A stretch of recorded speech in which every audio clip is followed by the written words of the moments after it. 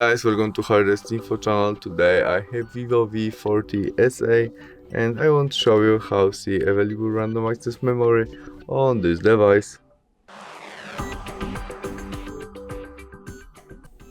To see that, open Settings application and it scroll to About Phone selection and there choose Status.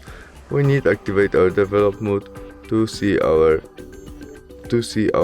available random access memory but not status software information, and there tap sometimes to our build number. Now we enter our look screen and we are in develop mode. We can go back and try open right now system selection. When we have new additional option, developer option, we tap on it and there memory. Now we can read that we have 4.41 gigabytes available random access memory. That's all, thanks for watching, bye.